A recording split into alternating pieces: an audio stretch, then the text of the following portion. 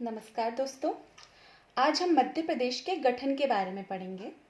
यहाँ पे मैंने डिटेल्स लिखी हुई है ऑलरेडी और एक मैप भी तैयार किया हुआ है। मैं हट जाती हूँ ताकि आप क्लियरली देख सकें। तो मध्य प्रदेश के गठन की बात करते हैं तो हम थोड़ा सा प्राचीन काल से ब्रीफ में समझ लेते हैं। मध्य प्रदेश प्राचीन काल से एक सशक्त राजनीतिक एवं प्रशासनिक इकाई के अधीन रहा है। छठी शताब्दी ईसा पूर्व अर्थात 600 बीसी, जिसको कि हम महाजनपदा एरा यानी कि महाजनपद काल के नाम से भी जानते हैं।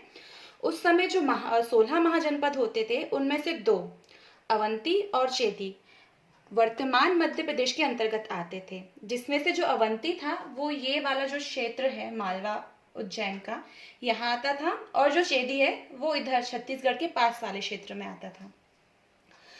अवंती के भी 2 भाग थे, उत्तरी अवंती और दक्षिणी अवंती। इसके बारे में हम बहुत विस्तार से नहीं पढ़ेंगे क्योंकि ये इतिहास के अंतर्गत आता है। तो हम आगे बढ़ते हैं मध्य प्रदेश के गठन को लेके। ठीक है, तो मध्यकाल की जब हम बात करते हैं तो मध्यकाल में मध्य प्रदेश 3 मजबूत प्रशासनिक केंद्रों में विभाजित था। वो 3 मैंने यहाँ पे लिखे हुए हैं। यहाँ थोड़ी सी लाइट आ रही है तो आपको शायद मध्यकाल नहीं दिख रहा होगा, ऊपर सिर्फ वो हेडिंग है मध्यकाल। तो एक था स्वतंत्र मुस्लिम सल्तनत, एक था फारूकी शासन और एक था गौंड शासन। तो जो स्वतंत्र मुस्लिम सल्तनत थी वो मालवा के अंतर्गत आती थी। जो मालवा का क्षेत्र था वहां पे मुस्लिम सल्तनत थी।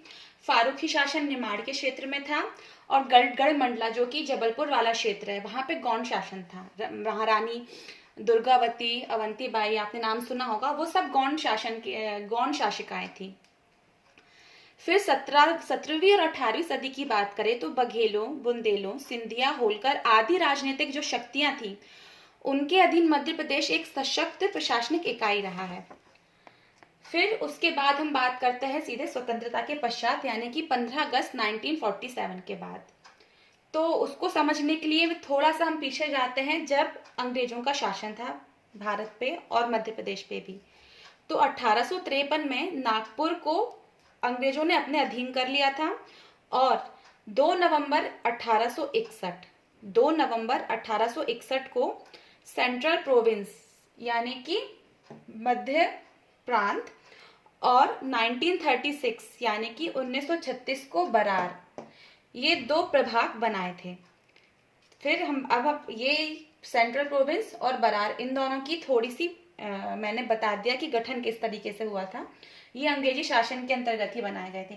इसके बाद हम बात करते हैं 1947 के बाद की यानी कि स्वतंत्रता के बाद की। तो स्वतंत्रता के बाद मध्य प्रदेश को 3 भागों में बांटा गया, भाग क, भाग ख और भाग ग, यानी कि पार्ट ए, पार्ट बी और पार्ट सी। तो जो पार्ट ए था यानी कि जो भाग खा था वो हम ऐसा कह सकते हैं कि बहुत बड़ा था, उसमें काफी कुछ आ जाता था। सेंट्रल प्रोविंस, बरार, महाकौशल और छत्तीसगढ़, ये भाग का के भाग थे। इसकी जो राजधानी है वो नागपुर थी। उस समय महाराष्ट्र का कुछ भाग, यहाँ का कुछ भाग भी मध्य प्रदेश के ही अंतर्गत आता था। तो इसकी जो राजधानी नागपुर हुआ करती थी। इसके जिले थे 22 जिले थे इसमें, और इसकी जो रियासतें हैं वो 14 रियासतें थी। ये व्यापम में कई बार पूछा गया है कि भाग क और भाग ख, इन दोनों की रियासतें बहुत इंपॉर्टेंट है, तो आप लोग याद कर लीजिए कि किसमें कितनी रियासतें थी। नंबर्स पूछा है उनने कई बार। तो भाग क में 14 रियासतें थी। एक बात और, सेंट्रल प्रोविंस यहाँ पे मैंने देवनागरी लिपि में लिखा है। देवनागरी लिपि मतलब हिंदी में लिखा हुआ है। हिंदी की जो लेखन पद्धति है, लिपि है, वो देवनागरी है। तो जब आप हिंदी माध्यम चुनते हैं अपने प्रश्न पत्र को हल करने के लिए तो आपको देवनागरी लिपि का ही प्रयोग करना होता है। इंग्लिश टर्मिनोलॉजीज के लिए भी आप इंग्लिश में नहीं लिख सकते हो। सीपी एंड बरार या सेंट्रल प्रोविंस एंड बरार, आपको हिंदी में ही लिखना पड़ेगा, यानी देवनागरी लिपि का ही प्रयोग करना पड़ेगा। तो इस बात की आप शुरुआत से ही आप इसका प्रैक्टिस करेंगे तो फिर आपके वो हैबिट में आ जाएगी। ठीक है, आगे बढ़ते हैं। तो जो मुख्यमंत्री थे भाग क के, यानी कि इसको मध्य प्रांत भी कहते थे। सेंट्रल प्रोविंस को हिंदी में मध्य प्रांत ही कहेंगे तो मध्य प्रांत भी कहा जाता था इसको। इसके जो मुख्यमंत्री थे वो थे पंडित रविशंकर शुक्ल, जो कि मध्य प्रदेश के भी पहले मुख्यमंत्री थे, और राज्यपाल थे ई राघवेंद्र राव। फिर बात करते हैं भाग ख की। तो भाग ख जो है उसे मध्य भारत कहते थे। भाग का था मध्य प्रांत और भाग ख था मध्य भारत। इस बात का ध्यान रखिएगा। इसका एक और नाम था मालवा यूनियन, इसको मालवा यूनियन भी कहा जाता था, और इसका गठन हुआ था 28 मई 1948 यानी कि 1948 को। इसकी दो राजधानियां थी, ग्वालियर और इंदौर। तो जो ग्वालियर थी वो इसकी शीतकालीन राजधानी थी, और जो इंदौर थी वो इसकी ग्रीष्मकालीन राजधानी थी। आप इसको ऐसे याद रख सकते हैं कि ग्वालियर जो है वो ठंडा है और जो इंदौर है वो गर्म प्रदेश है। तो जो ठंडा है वो शीतकालीन राजधानी था, और जो गर्म क्षेत्र है इंदौर वो ग्रीष्मकालीन राजधानी है। ठीक है, इसमें जिले थे 16 और रियासतें थी 26, और जो इसके मुख्यमंत्री थे वो थे लीलाधर जोशी, और तखतमल जैन इसके राज्यपाल थे।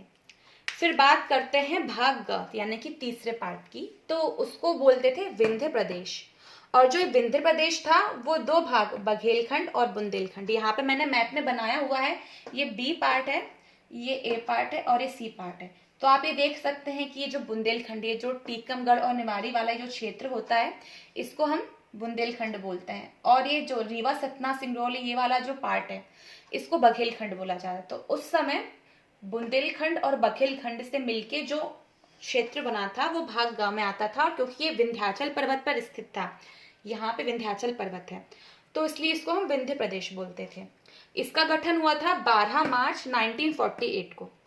अच्छा, मतलब भाग ग जो है उसका गठन पहले हुआ है मार्च में, उसके बाद भाग ख मई में इसका गठन हुआ है। तो जो भाग ग है उसमें 1 जनवरी सन 1950 तक 35 रियासतें थी, कितनी 35, और इसके जो मुख्यमंत्री थे वो थे पंडित शंभुनाथ शुक्ला। फिर इसके बाद बात आती है चौथा। कई बार लोग बोलते हैं कि जो मध्य प्रदेश है उसको 4 भागों में बांटा गया था, नहीं, उसके भाग केवल 3 ही थे। भोपाल राज्य या भोपाल रियासत को हम अलग से पढ़ते हैं, लेकिन वो भाग गा के ही अंतर्गत आता है। तो जो भोपाल राज्य है वो 1949 यानी 1949 तक एक स्वतंत्र राज्य रहा था, जिसके शासक थे नवाब हबीबुल्ला खान, जिन्होंने 1 जनवरी 1949 को जिन्होंने सरेंडर कर दिया था, और 1949 1 जून 1949 को भाग गा में भोपाल राज्य को सम्मिलित कर लिया गया था। और सन 1952 में बने थे डॉक्टर शंकर दयाल शर्मा भोपाल राज्य के मुख्यमंत्री, भोपाल के, विंध्य के नहीं। ठीक है, ये बहुत इंपॉर्टेंट फैक्ट नहीं है इसलिए मैंने इसको लिखा नहीं है। फिर इसके बाद ये बात हो गई 1949-52 तक की।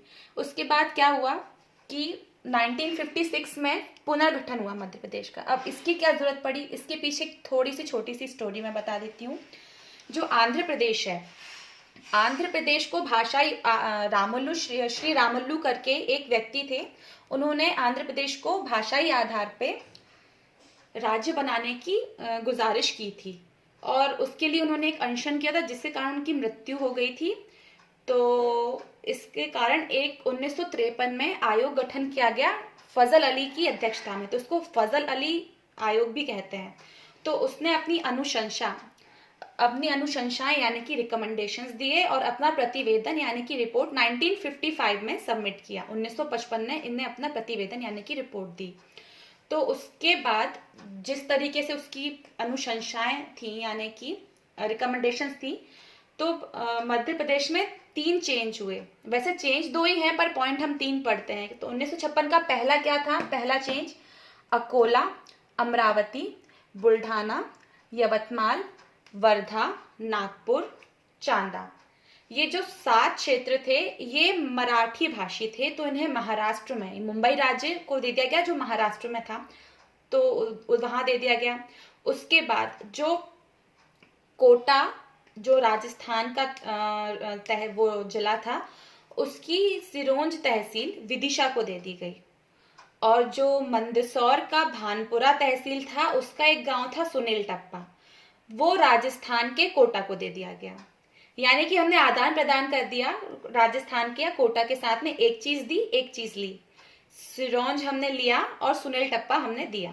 ठीक है, उसके बाद जो भाग ग था यानी कि विंध्य प्रदेश और भोपाल, ये यथावत रहे, इनमें कोई चेंज नहीं था। तो 1956 में टोटल 43 यानी कि कुल 43 जिले थे मध्य प्रदेश में और 8 संभाग थे। उसके बाद बात करते हैं 56 के बाद 1 नवंबर 2000 को एक बड़ा बदलाव आया, या फिर हम कहेंगे कि अभी तक का जो भौगोलिक परिवर्तन रहा, अंतिम परिवर्तन था भौगोलिक मध्य प्रदेश की सीमाओं का, वो 2000 में हुआ था। 1 नवंबर 2000 क्या हुआ था कि जो छत्तीसगढ़ है वो अलग हो गया था मध्य प्रदेश से, तो उसमें 16 जिले और 3 संभाग चले गए थे। तो मध्य प्रदेश के पास केवल 45 जिले बचे थे 1 नवंबर 2000 के बाद। फिर 2003 में आंतरिक परिवर्तन हुआ मध्य प्रदेश में, 3 जिले बने, बुरहानपुर, अनूपपुर, अशोकनगर।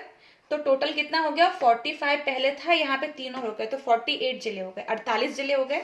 उसके बाद 2008 में 2 जिले और बने, अलीराजपुर और सिंगरौली।